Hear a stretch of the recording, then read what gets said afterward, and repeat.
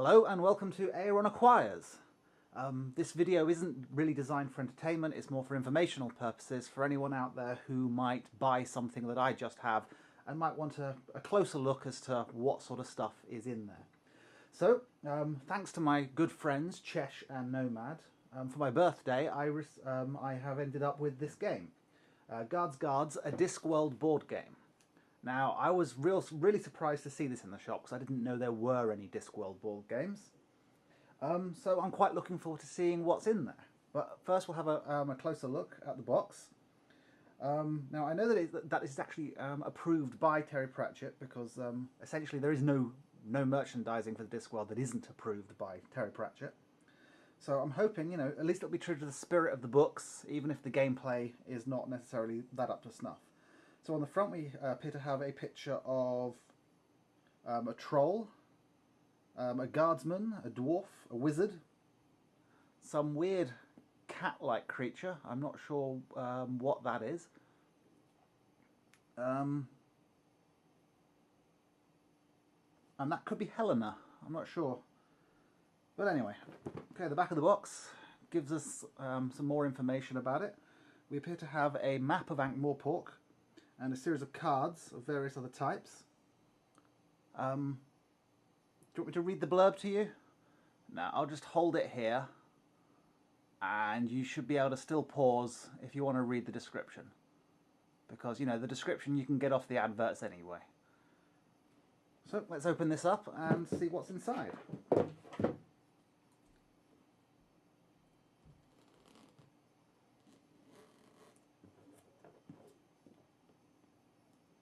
This is when having long fingernails comes in handy. Okay.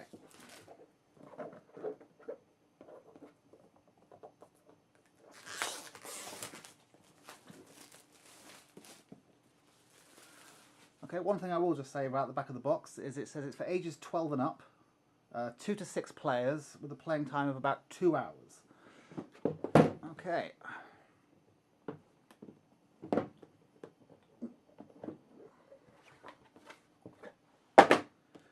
Okay, we have a rule book, about 17 pages long, not too dense, but it's not the simplest of games.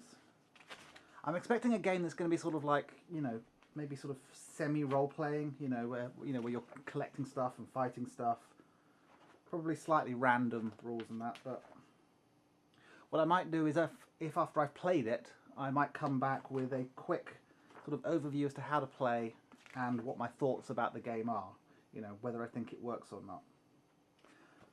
The rules are in full colour, quite well laid out.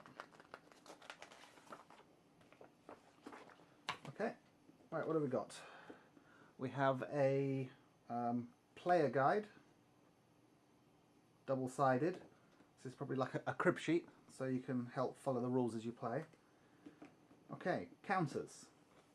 We have wooden counters, standard cardboard punch-out die,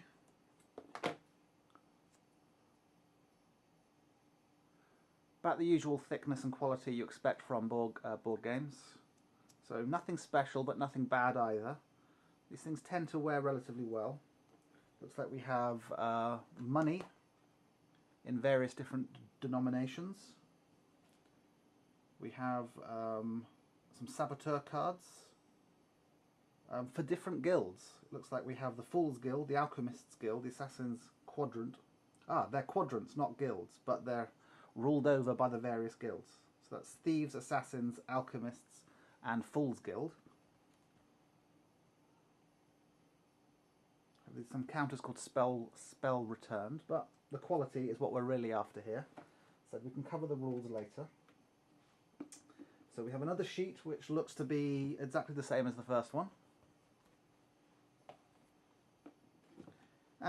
Okay, we have some, I think those are dragons.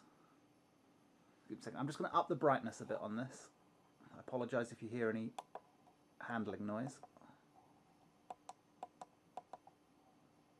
There we go. Right, so looks like we've got some dragon counters. We've got the luggage. That's interesting. I mean, the luggage has only ever been in Rincewind stories, and with this game being called Guards, I wasn't sure it would be in here. We have pox counters, so there's disease, fire water counters, some spell counters,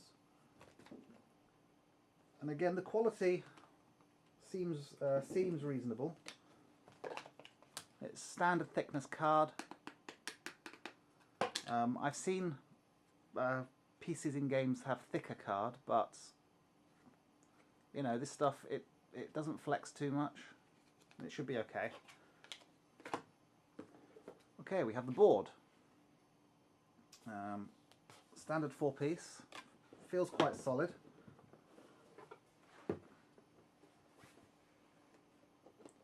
There you go. Try and hold that where you can see it. Looks like it's hexagonal movement.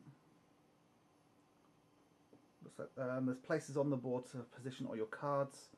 It's in colour. It's not very decorative. As a board, the symbols are all quite, well, symbolic. But, you know, that could be good. Maybe it's, you know, designed to be a non-cluttered display. Okay, we have some empty sealing bags. This is good. It means that they're all, you know, that they have thought about how we're going to store this after we've unpacked it all. We have a D8, perfectly normal D8. Another empty bag. Okay, we've got 4 empty bags. This is good. They've started doing this. You used to have to supply your own bags in games, but what they've started to do now is they actually sort of give you enough bags so you can, you know, store all the different types of counters as you go. Right, we have a bag of counters. Okay, they're quite plain counters. You know, if you're expecting themed miniatures or something Discworldy, then, well, like I was slightly, you'll be a bit disappointed, although I'm sure the picture on the back of the box did just show these counters. So, counters appear to be made of a light wood, and they're fully painted. We've got some gold. Try and put that down somewhere where you'll be able to see them all. So that's a gold cylinder.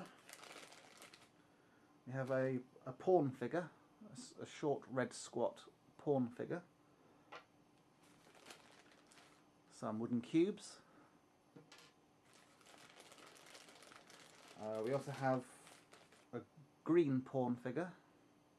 I'm wondering if, yep, those are the player colours, I think.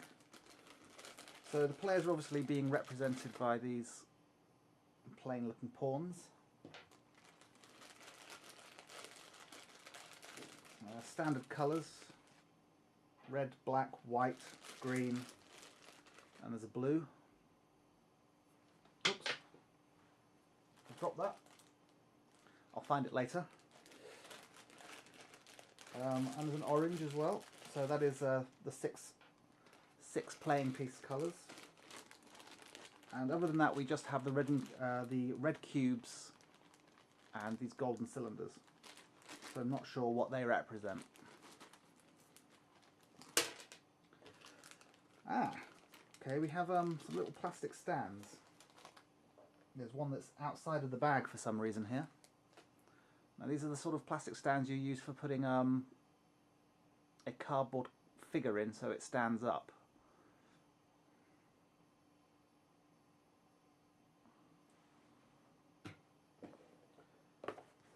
Okay. We have a series of guild pieces. We have 2 for the Guild of Assassins that are identical, 2 for the Guild of the Alchemists, 2 for the Fools Guild, and 2 for the Thieves Guild. Now I'm wondering if this means players are actually controlling the various guilds. So that would mean this game has very little actually to do with guards. But it could be interesting. There seems to be some form of score or track marker here, which is about the same size as the wooden cubes. So it's possible we're using this as some form of score track.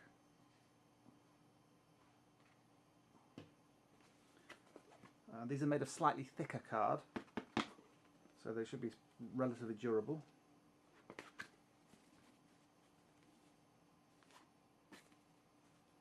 Backs have just a nice plain design.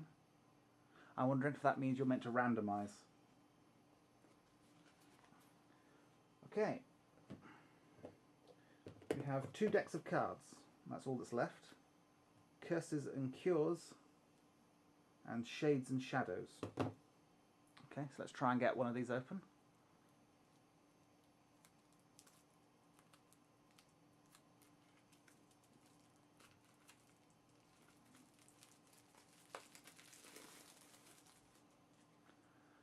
Okay, I've already noticed that there's more than one deck of cards here. Now these are... These are slightly thinner than normal playing cards would be. Again, they're about what you normally get in a board game, but they're slightly flimsy for my tastes. For example, the cards in Agricola are a little thicker than this. This is quite a thin card. I could see these things warping and possibly tearing if you aren't careful with your game. So possibly investing in some sleeves, if you can find some of the right size, might be worth it. Okay, so there is more than one type of deck in here. There's Curses and Cures, which is the one we've already looked at. We have a deck called Odds and Sods.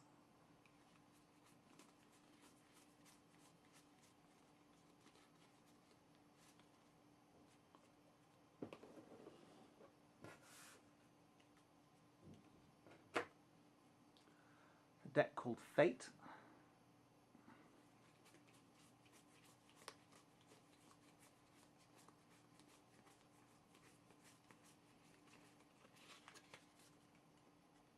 This is a slightly thicker deck than those last two were. Okay, other pack. And then we'll start looking at the fronts of the cards.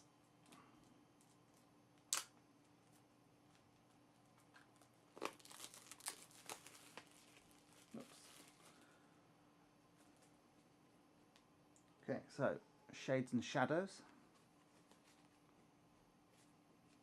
They also have the word volunteer on them for some reason. Not sure why.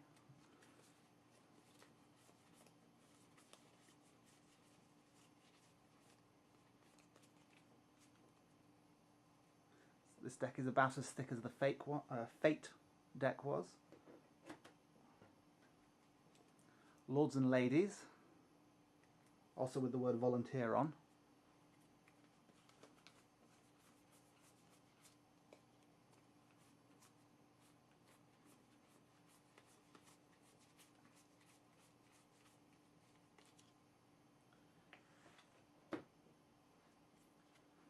Man and Beast, and I think that's it, judging by the thickness of the others. Yep. So let me make a little bit of room. And we'll have a look at these decks. Now, this to me is what could make or break this game, because as we saw, there wasn't that much artwork on the board itself. And well, this is a Discworld game, and a themed game like that can be fun to play, even if the gameplay itself isn't especially brilliant, if the theming has worked well, and if, you know. So, let's start with Man and Beast. We're not going to look at every single card, but okay, here we have Grebo. He's a nice favourite of ours. So we can see that he has Brawl, Toughness, Streetwise, and Loyalty stats, and also Charm and Bribe. So this could be a relatively complex game when it comes to the interaction of these various characters. The artwork is very good. It also tells you what book the quote is from. So this one says, Grebo had once brought down an elk. There was practically nothing that he wouldn't attack, including architecture. But the artwork is quite nice. We have the Duckman, we have Victor Tugelbend. This is good. So they really have mined all the Discworld characters. Corporal Buggy Swires, we have Magrat Garlic. Why is Magrat Garlic under... Oh, I suppose it is Man and Beast. So obviously we have... I wonder if Lords and Ladies is going to be nobility and royalty. Shades and Shadows are going to be criminals and bad guys, and this one is sort of everyone else. So I'm wondering whether or not we have Granny Weatherwax in here. There she is. Granny Weatherwax, witch. Granny Weatherwax had walked nightly without fear in the bandit-haunted forests of the mountains all her life, in the certain knowledge that the darkness held nothing more terrible than she was. Again, the artwork is pretty good. It's not very colourful. These are more sort of portraits than anything else. But they're all solidly written. They're all quite solidly drawn, well printed. And this is the artwork that we've come to associate with the Discworld recently. So it's not like they've come up with a whole new set of pictures. So the Fate cards has no pictures. It's obviously just stuff that happens. It's probably this game's equivalent of a chance card. And I'm seeing, okay, well, both of these say Lady Ramkin, but then they have different text and different effects. So I'm curious what sort of, so there's reasonable variety to the cards.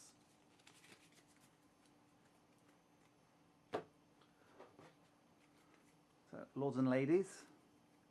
Yep, here we have the nobility, the rich people from the games. So we have the Marquis of Fantalia, who is the Discworld's version of the Marquis of Queensberry.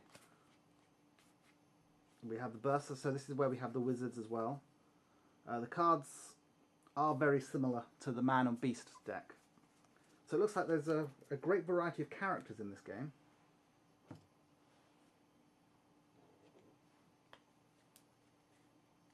And yep, Shades and Shadows, we have the more disreputable characters. Although Leonard of Quirm under Shades and Shadows.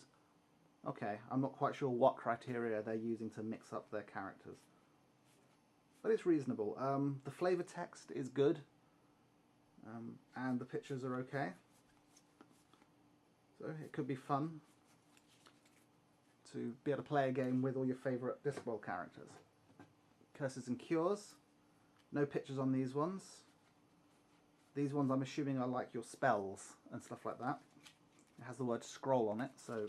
Whoops. Okay, I've scattered most of those cards. Again, I'll pick them up when I'm done.